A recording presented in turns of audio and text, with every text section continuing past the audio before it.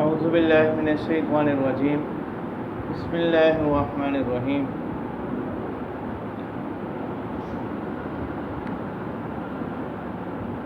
ولما دخلوا من حیث امرهم ابوہم.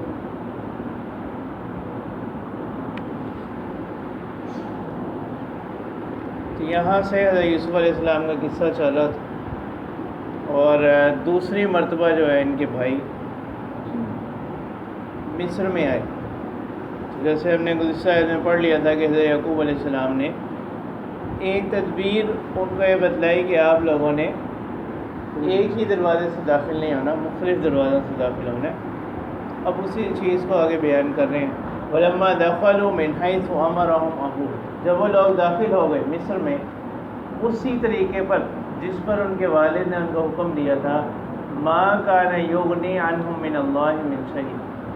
مطلب یہ ہے، بتا رہے کہ یہ جو تدبیر کرنا ہے یہ نبوت کے منافی نہیں، اور نہ ہی اس کا مقصد اللہ تعالیٰ کی قضاء کو ٹالنا تھا. مَا كَانَ يُغْنِي عَنْهُم مِّنَ اللَّهِ مِنْ شَيْءٍ، اور نہیں مطلب یہ کہ نہیں ہٹا رہے تھے یعقوب علیہ السلام عنہم ان سے من اللہ من شیء، اللہ تعالیٰ کی طرف سے کوئی بھی چیز، اس کو نہیں ٹالنا مقصد نہیں تھا، بلکہ بطور تدبیر کے ان کو جو ہے ایک صورت یہ بتلائی تھی. اللہ تعالیٰ کے حکم سے کسی چیز کو ٹالنا مقصد نہیں تھا. الا حاجۃ فی نفس یعقوب قضاها، مگر ایک بات رہ گئی، ایک خواہش رہ گئی جو کہ کس میں تھی؟ یعقوب علیہ السلام کے دل میں. قضاها، انہوں نے اس کو کیا کر لیا، پورا کر دیا. وَإِنَّهُ لَذُو عِلْمٍ لِمَا عَلَّمْنَاهُ، مطلب یہ ہے کہ انہوں نے تدبیر کرنے کے بعد بھی بھروسہ اللہ ہی پر رکھا، اس لیے کہ وَإِنَّهُ لَذُو عِلْمٍ لِمَا عَلَّمْنَاهُ، وہ علم والے تھے تو سبب اس کے جو ہم نے ان کو سکھلایا. یعنی انہوں نے تدبیر بھی کی لیکن تقدیر پر ایمان بھی رکھا. وَلَٰكِنَّ أَكْثَرَ النَّاسِ لَا يَعْلَمُونَ، لیکن اکثر لوگ نہیں جانتے، یعنی وہ صرف اپنی تدبیر کو ہی سب کچھ سمجھ لیتے ہیں. وَلَمَّا دَخَلُوا عَلَىٰ يُوسُفَ آوَىٰ إِلَيْهِ أَخَاهُ، تو وہ سارا قصہ ضمناً مذکور ہے یہاں، ضمناً اس سے مفہوم ہو رہا ہے اگرچہ مذکور نہیں ہے. یہ آ گئے مصر میں، حضرت یوسف علیہ السلام کے پاس یہ حاضر ہوئے. تو اللہ تعالیٰ فرماتے ہیں وَلَمَّا دَخَلُوا عَلَىٰ يُوسُف، جب یہ لوگ حضرت یوسف علیہ السلام کے پاس آئے. آوَىٰ إِلَيْهِ أَخَاهُ، تو انہوں نے ٹھکانہ دیا، جگہ دی اپنی طرف اپنے پاس اپنے بھائی کو، نہیں ان کے حقیقی بھائی بنیامین. قَالَ إِنِّي أَنَا أَخُوكَ، اور ان سے کہا، قَالَ کے بعد اتنا آتا ہے کہ بے شک میں ہی تیرا بھائی ہوں. فَلَا تَبْتَئِسْ بِمَا كَانُوا يَعْمَلُونَ، تو جو کچھ وہ کر رہے ہیں اس پر آپ کیا نہ کریں، غمزدہ نہ ہوں. یعنی ان کے ساتھ بھی یہ اسی طرح کا سلوک رکھتے ہیں. فَلَمَّا جَهَّزَهُم بِجَهَازِهِمْ، تو اب حضرت یوسف علیہ السلام نے ان سے سارا معاملہ طے کر لیا کہ جو ہے نا ہم کیا کریں گے. یعنی میں آپ کو اپنے پاس رکھنا چاہتا ہوں اور اس کے لیے جو ہے نا کوئی صورت اختیار کرنی پڑے. انہوں نے کہا کہ ٹھیک ہے. تو اب اللہ تعالیٰ فرما رہے ہیں فَلَمَّا جَهَّزَهُم بِجَهَازِهِمْ، جب ان کا سامان تیار کیا. جَعَلَ السِّقَایَةَ فِي رَحْلِ أَخِیهِ، تو وہ جو تھا نا پیالہ، ٹھیک ہے، ایک شاہی برتن تھا جو جس میں وہ جو ہے کیل وغیرہ کر دیتے تھے. جَعَلَ السِّقَایَةَ فِي رَحْلِ أَخِیهِ، تو حضرت یوسف علیہ السلام کے حکم سے جو ہے ان کے خادموں نے اس کو رکھ دیا، اس پیالے کو، فی رحل اخیہ، اپنے بھائی کے سامان میں. ثم اذن مؤذن، اب یہ سارا ہو گیا کہ وہاں سے چل پڑے.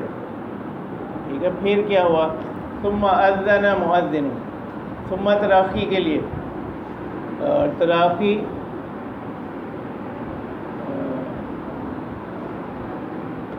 کچھ دیر کے بعد، ٹھیک ہے، تاکیب مال وصل کے لیے آتا ہے. فا اور ثم جو ہے تعقیب ماترا کی، ایک کام کے بعد دوسرا کام ہوا لیکن کچھ دیر کے بعد. ثم اذن مؤذن،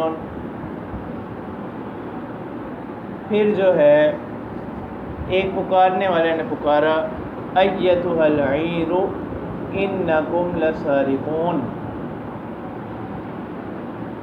کہ اے قافلے والو بے شک تم کیا ہو، چوری کرنے والے.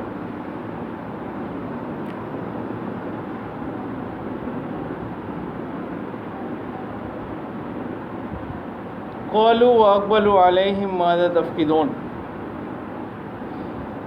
قالوا انہوں نے کہا، واقبلوا علیہم یعنی ابھی قافلے والوں نے کہا اور وہ ان کی طرف متوجہ ہوئے، ماذا تفقدون تم کس چیز کو گم پاتے ہو. قالوا نفقد صواع الملک، تو انہوں نے کہا کہ ہم گم پاتے ہیں بادشاہ کا پیالہ. وَلِمَنْ جَاءَ بِهِ حِمْلُ بَعِيرٍ وَأَنَا بِهِ زَعِيمٌ،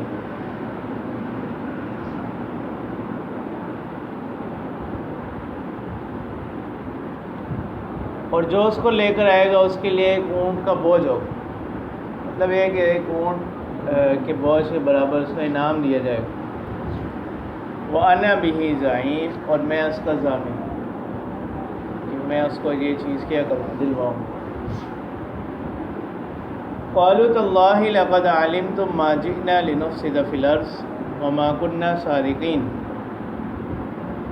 تو انہوں نے کہا کہ اللہ کی قسم آپ جانتے ہیں کہ ہم یہاں زمین میں فساد کرنے نہیں آئے، وما كنا سارقین، اور نہ ہی ہم کوئی چور ہیں کہ ہم یہاں کسی چوری کے مقصد سے آئے ہوں. بلکہ بعض روایات میں آتا ہے کہ جس وقت یہ مصر میں داخل ہوئے تو انہوں نے اپنے اونٹوں کے جو منہ تھے وہ بھی باندھ دیے تھے تاکہ کسی دوسرے کی کھیتی میں جا کر جو ہے نا منہ نہ مارے. قالوا فما جزاؤہ ان کنتم کاذبین، تو انہوں نے کہا کہ اچھا اب یہ بتاؤ کہ اگر آپ لوگ اپنی اس بات میں جھوٹے ہیں تو اس کی سزا کیا ہوگی، اس کا بدلہ کیا ہوگا. اب حضرت یوسف علیہ السلام کی جو شریعت تھی اس میں یہ حکم نہیں تھا کہ جس کے ہاتھ سے کوئی چیز چوری کی جاتی تو وہ چوری کرنے والے کو اپنے پاس رکھ لیتے. یہ حضرت یعقوب علیہ السلام کی شریعت میں یہ حکم تھا کہ جس کی جو چیز چوری ہو جاتی وہ چوری کرنے والے کو اپنے پاس رکھ لیتا. قالوا جزاء، تو اس لیے یہ جو ہے نا یہ اللہ تعالیٰ کی طرف سے ایک صورت بنائی گئی، مطلب اس کا ماحول ایسے بنایا گیا. ان سے ہی پہلے اس کا کیا کروا لیا گیا، اقرار کروا لیا گیا. قالوا جزاؤہ، انہوں نے کہا کہ اس کی بدلہ، اس کی جزا یہ ہوگی کہ ما وجد فی رحلہ فہو جزاء، کہ جس کے سامان میں وہ پایا گیا وہی اس کی جزا ہوگا، وہی اس کا بدلہ ہوگا. کذالک نجزی الظالمین، اسی طرح ہم کیا کرتے ہیں، جزا دیتے ہیں ناانصافی کرنے والوں. اب یہ حضرت یعقوب علیہ السلام کی شریعت کے مطابق یہ صورت.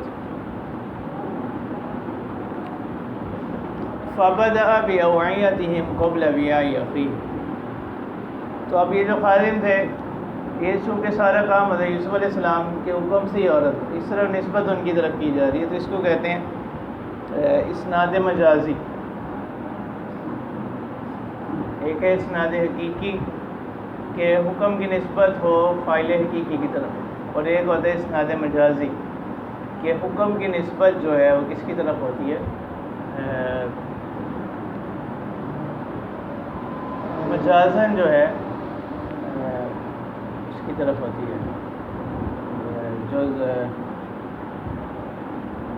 جو جس کی طرف حکم دیا جا رہا ہے اس کی طرف کر دی جائے. یعنی فاعل تو وہ نہیں آتا جو ہے اس کے حکم سے کام ہو، جیسے بن الامیر المدینہ.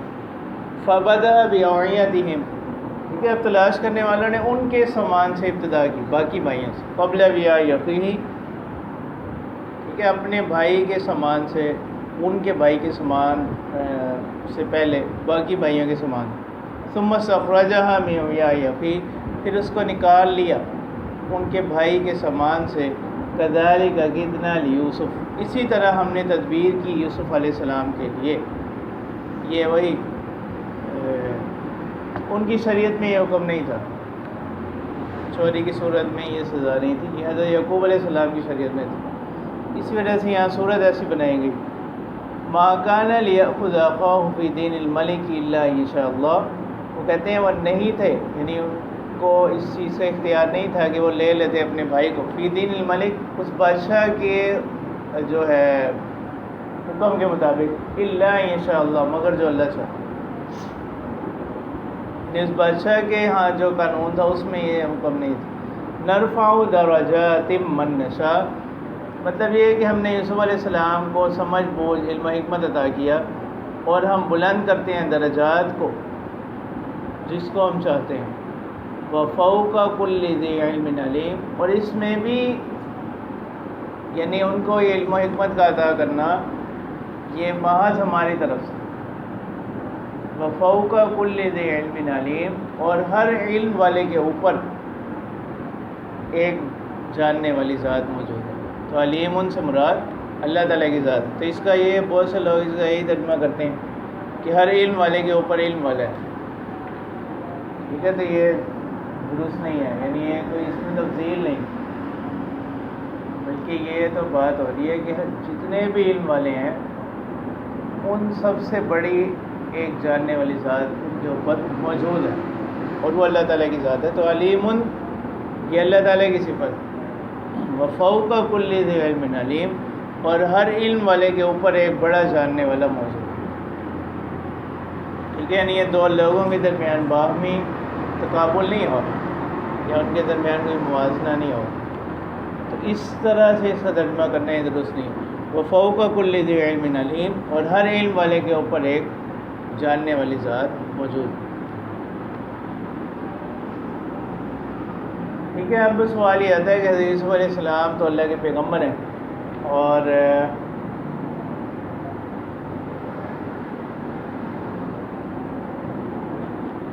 اس میں جو ہے انہوں نے ایک تو پہلا تو یہ سارا جو ہیلا کیا ہے اپنے بھائی کو روکنے کے لیے. ٹھیک ہے، پھر قافلے والوں سے کہا، اس میں دو قول ہیں نا، یوسف علیہ السلام نے کہا، اور دوسرا ہے کہ ان کے حکم سے کہا انکم لسارقون، حالانکہ انہوں نے کوئی چوری بھی نہیں کی.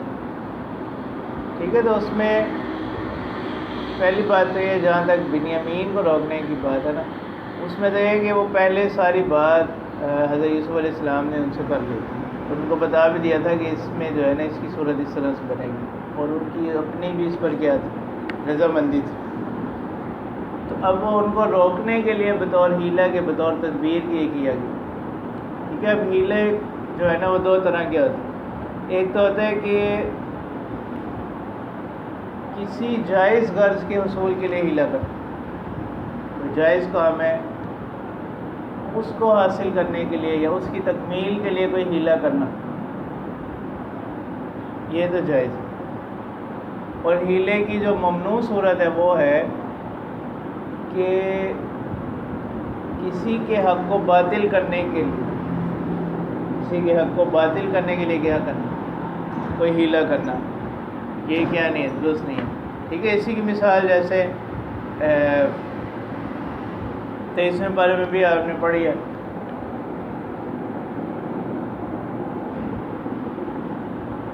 کہ وہاں بھی ایک ہیلا یہ بتایا گیا کہ وَخُذْ بِيَدِكَ ضِغْثًا فَاضْرِبْ بِهِ وَلَا تَحْنَثْ.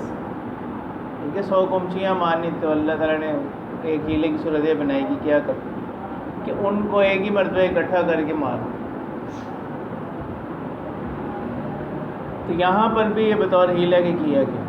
اور کسی جائز غرض کے حصول کے لیے ہیلا کرنا یہ کیا ہے، یعنی اس کی اجازت. پھر اس اجازت میں پھر بسا اوقات ہیلوں کی بعض صورتیں ہوتی ہیں کہ ان میں یعنی وہ جو احکامات کے اندر آتے ہیں ان میں کسی فعل کا کرنا، نفس فعل یا ہیلے کا کرنے والا وہ گنہگار تو ہوتا ہے، لیکن اس کا ہیلا کیا ہو جاتا ہے، نافذ ہو جاتا ہے. اور اسی غرض سے امام بخاری رحمہ اللہ نے اپنی صحیح کے اندر جو ہے کتاب الحیل قائم کی کہ اس میں مختلف لوگوں پر انہوں نے اعتراضات کی کہ شریعت کا یہ حکم ہے لیکن انہوں نے ہیلے کے ذریعے سے جو ہے اس کے برعکس یہ حکم لگا دی. اس جو دوسرے لوگ ہیں وہ اس کا جواب یہ دیتے ہیں کہ دو چیزیں الگ الگ، ایک تو ہے ہیلوں کا جواز اور ایک ہے ہیلوں کا نفاذ. تو جہاں تک جواز کی بات ہے نا، وہ کہتے ہیں کہ ہم بھی اس قسم کی ہیلوں کے قائل نہیں ہیں. البتہ دوسری چیز نفاذ، تو اگر کوئی ایسا کر لے اس کے لیے کیا کرنا ہے، کوئی نہ کوئی حکم تو پھر اس کو دینا ہے اس کے اس فعل کو. تو ہم ہیلہ کے جواز کے قائل نہیں ہیں. اگر کسی نے ایسا کر لیا تو اس صورت میں اس پر حکم کیا ہوگا، وہ لگاتے ہیں.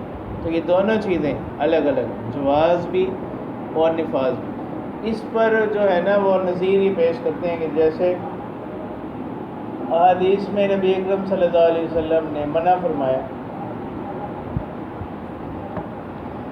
مخصوص ایام کے اندر طلاق دینے سے منع کیا گیا، لیکن اگر کوئی ایسی حالت میں طلاق دے دے تو وہ طلاق کیا ہو جاتی ہے، نافذ ہو جاتی ہے. وہ طلاق کیا ہوتی ہے، نافذ ہو جاتی ہے، اور سب اس کے قائل ہیں.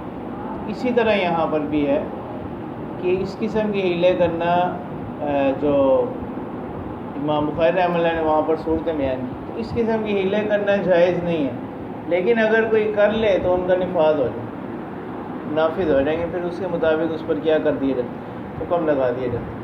باقی رہا یہاں پر جو ہیلہ بیان کیا جا رہا ہے، وہ ایک تو یہ کہ وہ پہلے سے ان کے ساتھ بات طے ہو گئی. دوسرا ہے کہ وہ جو ان کے بھائی تھے ان پر بھی دوسرے بھائی یعنی ان کے حوالے سے بھی حسد رکھ کے جذبات رکھتے تھے. تو یہ ساری چیزیں تھیں اور پہلے ان کی اجازت بھی تھی، تو جس کی بنا پر جو ہے یہ صورت کیا کی گئی، اختیار کی گئی. باقی رہی دوسری بات انکم لسارقون کہنا، حالانکہ وہ تو چور نہیں تھے. اور اس کا ایک جواب دے دیا گیا کہ یہ جو تھا نا منادی، یعنی جو ایک قول اس میں کیا اختیار لیا جاتا ہے کہ یہ حضرت یوسف علیہ السلام کے حکم سے نہیں تھا. تو جب پکارنے والے نے دیکھا کہ جب انہوں نے وہ پیالہ گم پایا، انہوں نے اپنے گمان کے مطابق کہ ابھی یہی لوگ یہاں پر تھے مہمان خانے میں، تو انہوں نے چرایا گا، تو انہوں نے اس کے مطابق پکارنے والے نے ان کو کیا کہہ دی، چور کہہ دی. اور ایک جواب یہ ہے کہ حضرت یوسف علیہ السلام کا ہی قول ہے، اور یہ توریہ پر محمول. توریہ کہتے ہیں کہ کسی بات سے جو مخاطب ہے آپ کا، وہ اس کا قریبی معنی مراد لے، اور جو متکلم ہے وہ اس کا دور کا معنی مراد لے، اس کا بعیدی معنی کیا کر مراد لے لے. اس کو توریہ کہتے ہیں. تو یہ کلام توریہ پر محمول ہے. وہ اس طرح انکم لسارقون، اب انہوں نے جو ہے اس کو قریبی معنی پر محمول کیا بھائیاں، اور ان کی مراد جو ہے وہ اس کو بعیدی معنی تھا کہ جو کچھ مطلب تم نے یوسف علیہ السلام کے ساتھ کیا وہ تو چوری سے بھی کیا بڑھ کر، یہ معنی. تو اس کے دو جواب دیے گئے. اور یہی چیز جو ہے وہ آگے حضرت ابراہیم علیہ السلام کے قصے میں بھی ایک جواب یہی ہے توریہ. توریہ کہتے ہیں کہ جو یہ بلاغت کی اصطلاح ہے کہ جو مخاطب ہوتا ہے وہ کسی بھی بات کا قریبی معنی مراد لے، اور متکلم جو ہے وہ اس کا بعیدی معنی مراد لے، اس کے مطابق وہ کیا کرے، کلام کر رہا.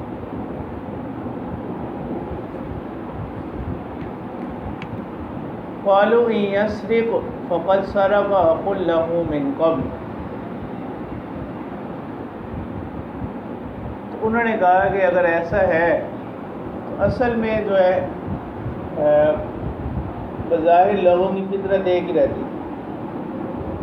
جب یہ ساری بات ہو گئی انہوں نے دیکھا کہ معاملہ کسی بھی طرح نہیں ٹھہر رہا، تو انہوں نے کہا ان یسرق، اگر انہوں نے کوئی چوری وغیرہ کی ہے، فقد سرق اخ له من قبل، تو اس سے پہلے ان کے بھائی نے بھی کیا کی تھی، چوری کی تھی. تو اس میں مختلف واقعات بیان کیے گئے. ایک تو یہ ہے کہ بچپن میں یعنی اب یہ بات ہو رہی نا کہ اب بھائیوں نے کہا کہ اگر یہ بنیامین نے چوری کی ہے نا اس سے پہلے ان کے بھائی بھی کیا کر چکے ہیں؟ چوری کر چکے ہیں۔ تو یوسف علیہ السلام کی طرف اشارہ ہے۔ اس قصہ یہ بیان کیا بعض تفسیروں میں کہ بچپن میں حضرت یوسف علیہ السلام اپنی جو پھپھو تھی نا ان کے پاس رہتے تھے۔ اب جب یعقوب علیہ السلام کو دینے کی باری آئی اور وہ یہی چاہتی تھی کہ میں ان کو بھی اپنے پاس رکھوں، انہوں نے ان کو روکنے کے لیے صورت اختیار کی کہ ایک پٹکر جو تھا کمر بند، ایک کپڑا جو تھا وہ جو ہے حضرت یوسف علیہ السلام کی کمر سے باندھ دیا۔ تو پھر انہوں نے کہا کہ میرا جو ہے نا یہ کپڑا گم ہو گیا۔ تو جب تلاشی لی گئی تو وہ حضرت یوسف علیہ السلام کی کمر سے باندھا ہوا تھا۔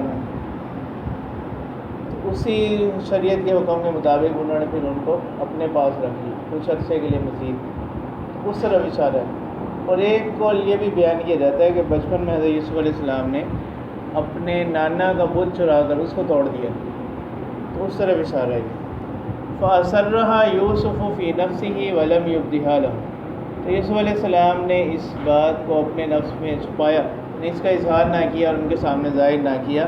قَالَ أَنْتُمْ شَرٌّ مَكَانًا، اور کہا کہ تم لوگ ہی کیا ہو، برے درجے والے، برے مرتبے پر ہو، برے درجے پر ہو۔ وَاللَّهُ أَعْلَمُ بِمَا تَصِفُونَ، اور جو کچھ تم بیان کر رہے ہو اللہ تعالیٰ اس کو جاننے والے ہیں۔ قَالُوا يَا أَيُّهَا الْعَزِيزُ، تو اب یوسف علیہ السلام چونکہ عزیز مصر بن چکے تھے، انہوں نے کہا کہ اے عزیز، اِنَّ لَهُ أَبًا شَيْخًا كَبِيرًا، کہ یہ جو ہے نا بنیامین، ان کے والد ہیں جو کہ بڑے بوڑھے ہیں اور بڑی عمر کے ہیں۔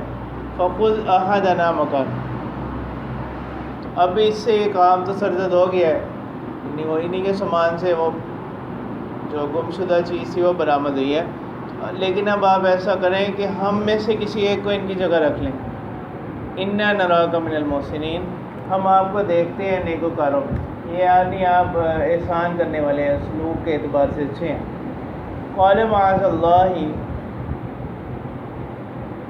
انہوں نے کہا کہ اللہ کی پناہ، ان اس بات سے کہ ان نأخذ الا ما وجدنا متاعنا عنده،